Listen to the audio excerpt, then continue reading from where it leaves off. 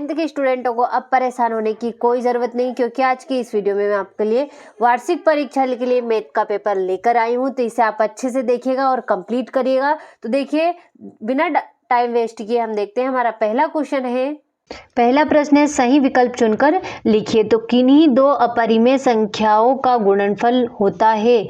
तो कभी परिमेय संख्या और कभी अपरिमेय संख्या।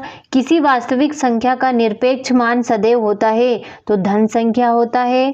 और शून्य बहुपद की घात है? तो परिभाषित नहीं है। और निम्नलिखित में से कौन त्रिभुजों की सर्वाक्षमता की एक कसौटी नहीं है? तो ऐसे से और 3 असंरेख बिंदुओं से होकर अधिकतम वृत्त खींचे जा सकते हैं। तो एक और गोले का आयतन होगा तो 4/3 पाई क्यूब होगा। तो इस तरीके से आपका पहला प्रश्न कंप्लीट हुआ।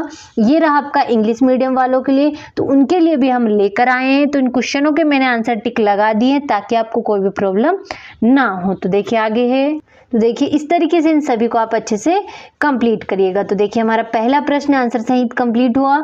अब देखते हैं हमारा दूसरा प्रश्न, रिक्त स्थानों की पूर्ति कीजिए। तो 9 की पावर 1/2 का मान 3 है और y अक्ष के समानांतर रेखा के प्रत्येक बिंदु की भुज समान होती है और सरल रेखा का वह भाग जिसके 2 अंत बिंदु हो रेखाखंड कहलाता है।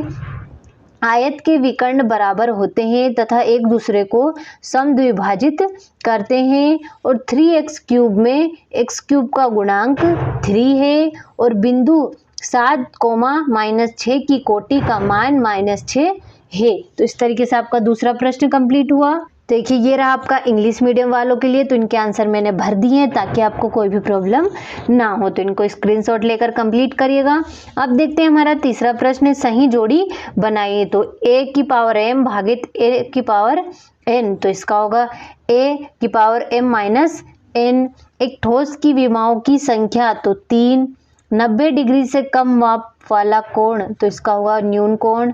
प्रत्येक वर्ग अंतराल की निम्नतम सीमा तो इसका होगा आपका निम्न वर्ग सीमा। मूल बिंदु के निर्देशांक तो 0,0। रेखाएं प्रतिच्छेदी हो तो इसका होगा अद्वितीय हल। तो इस तरीके से आपका तीसरा प्रश्न भी कंप्लीट हुआ। ये रहा आपका इंग्लिश मीडियम वालों के लिए। तो इनको भी आप अच्छे से कंप्लीट करिएगा। अब देखते हैं हमारा अगला प्रश्न। चौथा प्रश्न हमारा, एक वाक्य में उत्तर दीजिए। तो ऐसा बहुपद क्या कहलाता है जिसके सभी गुणांक शून्य है? तो शून्य बहुपद। एक बिंदु से होकर कितनी सरल रेखाएं खींची जा सकती है? तो असंख्या। और किन्हीं चरों का औसत मान क्या कहलाता है? तो माध्य। और बिंदु 3, -2 किस चतुर्थांश में स्थित है? तो चतुर्थांश में। और यदि x = 2 और y = 1 समीकरण 2x + 3y = k का एक हल है तब k का मान होगा तो कितना होगा? 7 होगा। दो चरों वाला एक रैखिक समीकरण लिखिए। तो इसका होगा आपका ax + by + c = 0। तो इस तरीके से आपका चौथा प्रश्न कंप्लीट हुआ। ये रहा आपका इंग्लिश मीडियम वालों के लिए। तो अब इनको मैंने इन क्वेश्चनों के सामने ही आंसर लिख दिए हैं ताकि आपको कंप्लीट करने में कोई भी प्रॉब्लम ना हो। तो अब इनको आप अच्छे से स्क्रीनशॉट लेकर कंप्लीट करिएगा। अब देखते हैं हमारा पांचवा प्रश्न, सत्य सत्य लिखिए। तो बिंदु 0,3 तृतीय चतुर्थांश में स्थित है तो असत्य। जब दो असमांतर रेखाओं का एक तृतीयक रेखा प्रतिच्छेद करे तो एकांतर कोण बराबर होते हैं तो असत्य होगा आपका। समद्विबाहु त्रिभुज के तीनों कोण बराबर होते हैं तो असत्य है। समलंब चतुर्भुज की सम्मुख भुजाएं समांतर होती है तो असत्य है। वृत्त की समान जिवाएं केंद्र पर समान कोण अंतरित करती हैं तो सत्य होगा।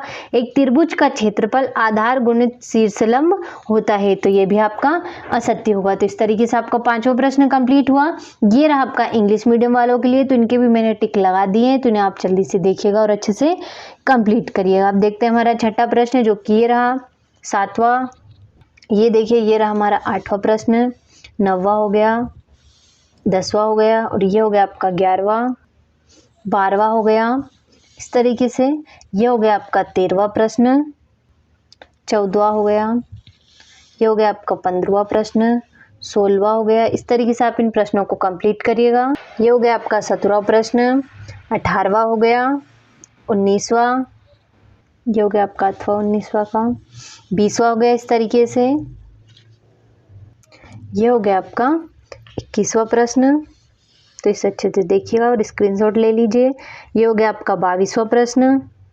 ये हो गया आपका आखिरी प्रश्न 23वां। तो इस तरीके से इन सभी प्रश्नों को आप अच्छे से देखिएगा और स्क्रीनशॉट लेकर अपनी बुक में से आंसर सहित कंप्लीट करिएगा, ताकि आपको पेपर में किसी भी तरह की कोई भी परेशानी ना हो और आप पेपर में आसानी से अच्छे नंबरों से पास हो सके। तो जल्दी से कंप्लीट करिएगा।